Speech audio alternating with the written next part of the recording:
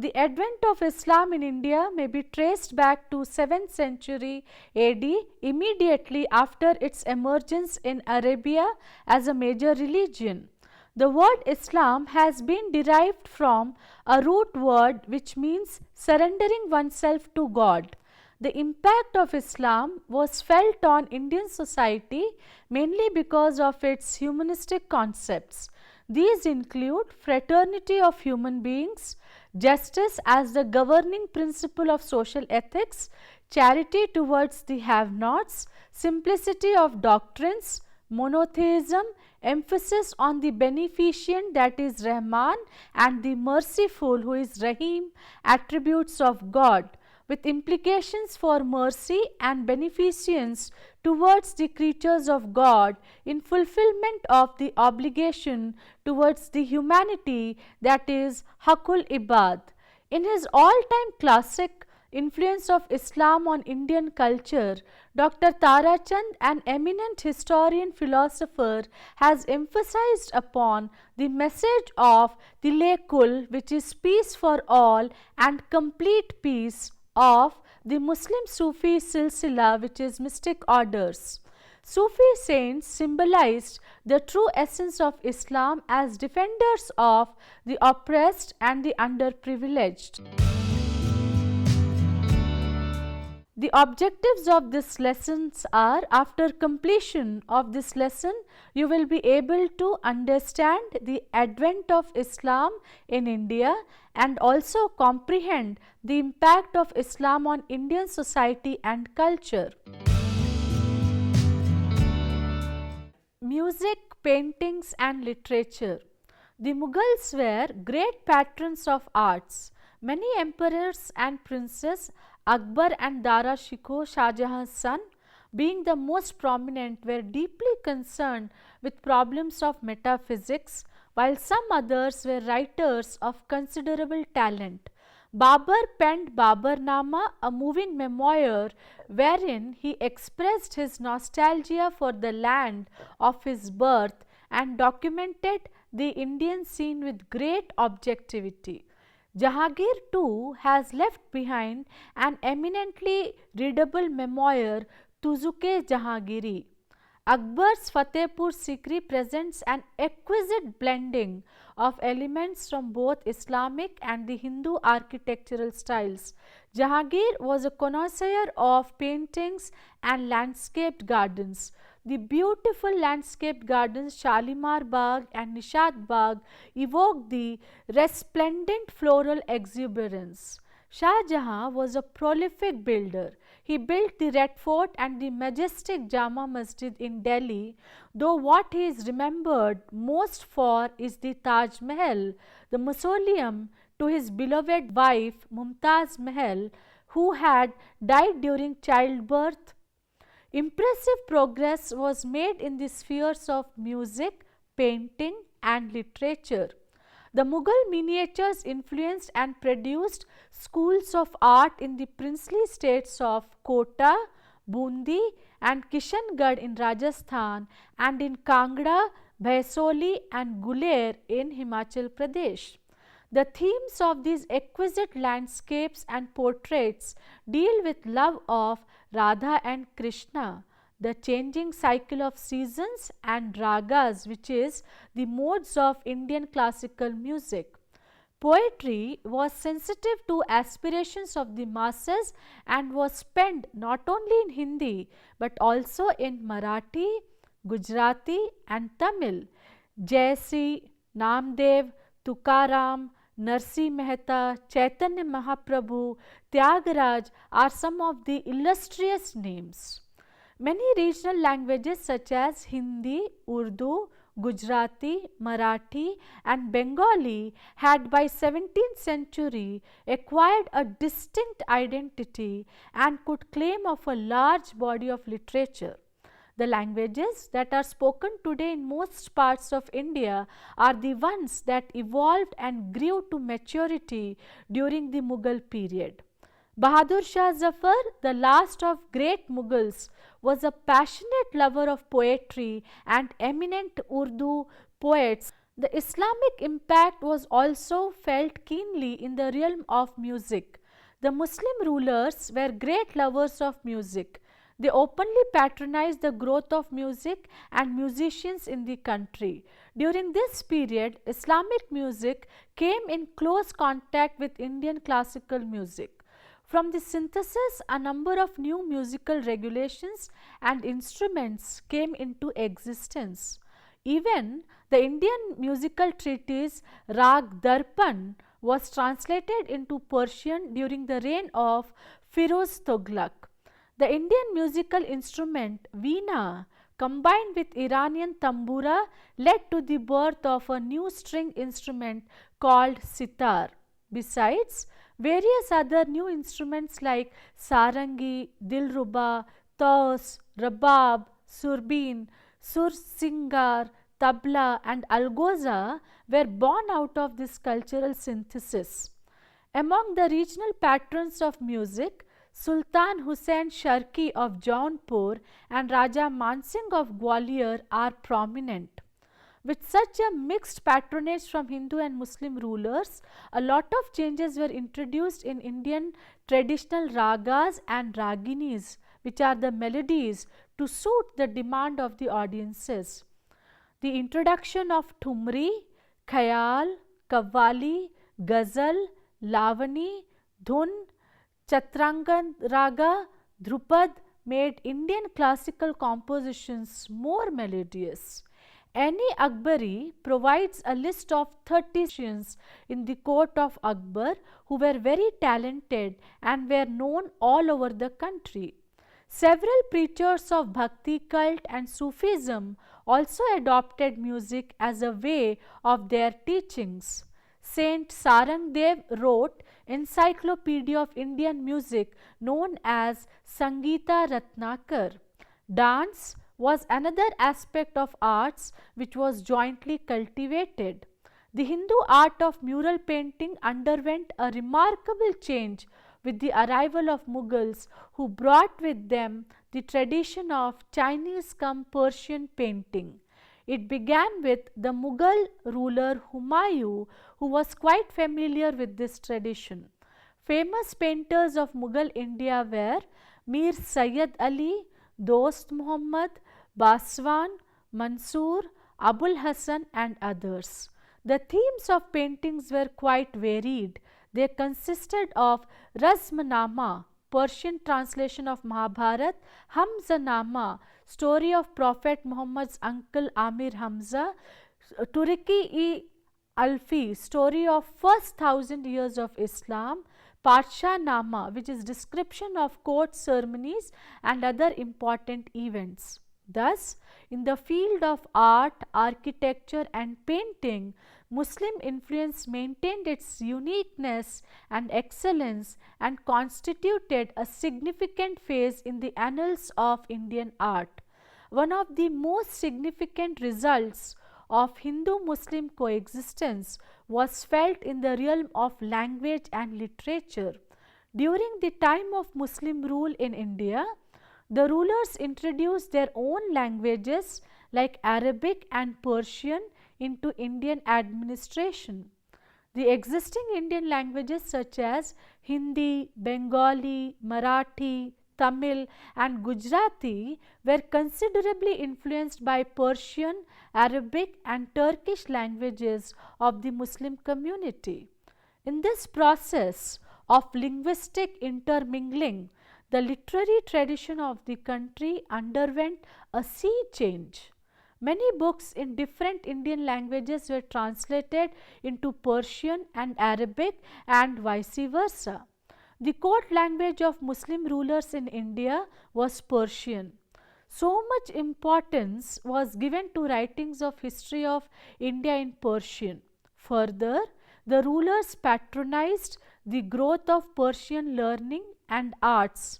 As a result, monumental historical accounts were compiled during this period that serve as invaluable historical sources even today. Prominent among them are Tajul Masir by Hasan Niazmi, Tabaqe Nasiri by Minas Siraz, 𝗧-𝗦𝗔𝗧 and 𝗧-𝗦𝗔𝗧 by Ziauddin Barani. Besides such historical accounts, noteworthy Sanskrit works too were translated into Arabic and Persian. They are Tutnama, that is Book of the Parrot, a collection of 52 short stories by 𝗳-𝗦𝗔𝗧, translation of Bhagavad Puran by Raja Todarmal, translation of Atharva-veda and Ramayana by Mullah Abdul Qadir Badani, translation of Panchatantra by Ibnul Muqaffa, translation of classical works on mathematics of Lilibati into Arabic by Faizi, translation of certain parts of Mahabharat into Arabic by Abu Salih ibn and later by Abul Hasan Ali. Firoz Tughlaq had ordered the translation of certain books on medicine in Sanskrit into Persian. 𝗹𝗶𝗁 and his brother Faizi translated the Sanskrit works into Persian, usually with the help of Sanskrit Pandits and scholars. Translation of Arabic, Turkish and Kashmiri works were also undertaken. During the reign of Sultan Zainul Abidin of Kashmir, Mahabharat and Rajatarangini were translated into Kashmiri language. The Mughal rulers even patronized the famous Hindi poets Amir Khusro, Amir Hasan, Dehalvi and Malik Muhammad Jaisi were Persian poets of repute who penned their immortal works during this period. The tradition of writing history got impetus during the Mughal period.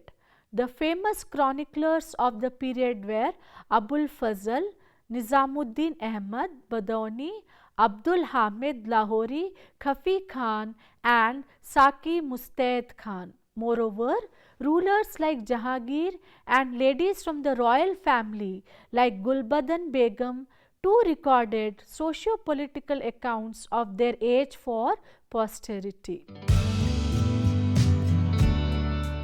Birth of Urdu. The most remarkable impact of foreign languages on the indigenous literary tradition was the birth of Urdu language. The common language of Indians was Hindi, and under the sultans, Persian was the court language. By continuous interaction between the two languages, a mixed variety of language called Urdu was born, having Persian script and many resemblances with Hindi language and style. Thus, Urdu became the most lyrical language, which was basically a product of linguistic synthesis. Vernacular language. Indian vernacular language had been benefited by Islamic influence to a great extent. The Muslim rulers of Bengal and Lucknow were great patrons of Bengali and Hindi literature. In the south, the sultans of Bijapur and Golconda also encouraged this trend. Bhakti movement. A great churning of ideas during this period gave rise to Bhakti movement, a powerful social upsurge for reform spearheaded by poet saints. The Bhakti movement had far-reaching effects on people. Firstly, it helped a lot in removing the existing bitterness between the Hindus and Muslims. Both became more tolerant towards each other. Secondly, several rituals and ceremonies were exposed and taught the people to give up evils like belief in superstitions, etc. This movement propagated the equality of all men. This also helped in checking conversions. Thirdly, the Bhakti reformers preached in common language of the people, which gave rise to the vernacular languages such as Bengali in the east, Gujarati and Marathi in west, and Punjabi in the north. Kabir, the reformer from Varanasi, or popularly known as Banaras, exposed the hypocrisy of orthodox Hindus and Muslims alike. He wrote eloquently against idolatry, caste prejudice, and articulated abstract metaphysical concepts in witty, memorable poetic phrases that were easy to grasp by the man on the street. Tulsidas retold the story of Rama, the virtuous prince of Ayodhya, in vernacular as a moral discourse to instill ethical values in private and public life. His narrative poem 𝗳𝗏 soon acquired the status of a sacred book and continues to be regarded by many Hindus as compilation of traditional wisdom. Another remarkable name is that of Meera, a princess from Rajasthan who walked out of the palace to express her love for the cowherd god Krishna.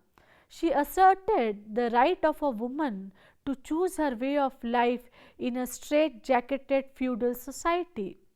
Ras Khan was a Muslim devotee of Krishna and presents a wonderful illustration of communal harmony that prevailed interestingly. Quite a few of these poet saints came from humble backgrounds. The Mughals borrowed as much as they gave both the Hindu and Muslim traditions of India were huge influences on their interpretation of culture and court style. Sufi movement. Sufism highlighted the essentials of love and devotion as the effective means of the realization of God. Sufis believed service to humanity was equal to service to God. Both the communities now began to imbibe each other's thoughts, traditions and customs. This Hindu-Muslim unity left tremendous impact on the cultural domain of India. Gardens. The impact of Islamic culture found another outlet in the setting up of public and royal gardens. The art of gardening reached perfection during the time of Mughals, who had great taste for the same. Prior to the arrival of the Mughals, the concept of gardening as a form of line arts had not emerged. The Mughals were not only lovers of nature but also possessed the aesthetic sense to find relief from the toils of daily life through gardening. With due patronage from the rulers, a systematic science of gardening with certain forms and designs began to develop. Geometrically, the Mughal gardens was in the form of a square divided into four-fold plots called Char Bagh. It had an artificial irrigation system in the form of channels, tanks or dwarf waterfalls. The main pavilion was built either on the topmost terrace or on the lowest one to allow the visitor to have a complete look of garden. Kabul Bagh and Shalimar Bagh were some of the most famous specimens of such gardens. Other arts which developed as impact of Islam include branches of arts also developed in India. Many new arts and crafts with Islamic origin began to emerge in Indian cultural scene. The art of making jewelry with setting of pearl and other precious stones on gold and silver ornaments reached its perfection. The peacock throne of diamonds, emeralds, rubies and pearls is a legendary masterpiece of the Mughal period. For embroidery works on dresses and curtains, karkhanas, which is factories with laborers, craftsmen and master artists sprang up in different parts of the country. Works on stones, marbles, metals, ivory, enamel paintings, making of paper, floral and other colorful designs on walls and glass panes were the result of Islamic influence. Art of calligraphy, weaving and dyeing also developed during Mughal rule. With such innovative techniques, silk brocades, magnificent carpets, muslin cloths and shawls began to be very popular. To conclude, the Islamic impact left a lasting influence on various aspects of Indian society and culture. The indigenous cultural tradition underwent a great transformation after coming in contact with Islamic heritage over several centuries in the realms of literature, art, social customs, etc. The effects of this cultural synthesis are no longer alien and have become an integral part of Indian society and culture. Islam deeply influenced Hindu ceremonies, social habits, thoughts and ideals, languages and literature, sciences and arts. Impact of Islam was also seen in terms of opposition to caste system, non-belief in idol worship and costly religious rituals and emergence of bhakti cult. The Parda system was initiated during medieval period. Intense impact on architecture and landscape gardening in terms of what we see in Taj Mahal, Red Fort, Qutub Minar. Art gardening, classic examples are Shalimar Gardens in Kashmir and Mughal Gardens in Delhi. Impact on culture including music and poetry. Musical instruments like sitar, shehnai, etc. were developed. Sufism, Qawwali were encouraged. In fact, Sufism emphasized on ascetic personal morality, material phenomena lasting for short time.